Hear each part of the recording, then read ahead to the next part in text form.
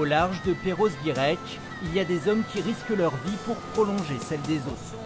Une trentaine de bénévoles, des anciens marins pour la plupart, comme Philippe, qui rêvait de faire partie un jour de la grande famille des sauveteurs en mer. Quand j'avais presque 14 ans, je me disais toujours jamais je pourrais venir là.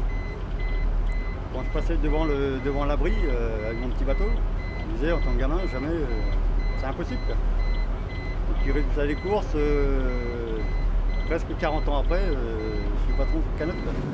Les sauveteurs en mer de Ploumanac s'apprêtent à fêter les 100 ans de leur station. En 1912, ils prenaient la mer à bord de canots rudimentaires, de quoi un siècle plus tard inspirer le respect. Quand on voit ce qu'ils faisaient, je pense qu'ils étaient autant en danger que les naufragés, quoi. Partir avec une sorte de baleinière là, à l'aviron, c'était quelque chose d'incroyable. Enfin, c'était pas les mêmes générations, c'était vraiment des durs à cuire quand même. Si la station de Ploumanac reste dans la mémoire de ceux qui un jour ont cheminé le long des falaises de granit rose, c'est aussi grâce à son impressionnante cale de mise à l'eau, une rampe de 120 mètres.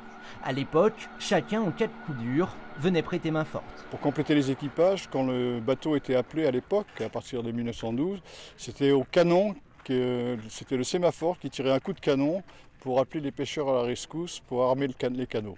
Il y avait une grande solidarité. Tout à fait. Il y avait une solidarité de tous les gens de mer. Plus pratique, la station de Ploumanac a finalement remplacé après-guerre celle de Perros-Guirec. Aujourd'hui comme hier, c'est grâce aux dons qu'elle se dresse fièrement et que les sauveteurs continuent de prendre la mer un siècle plus tard.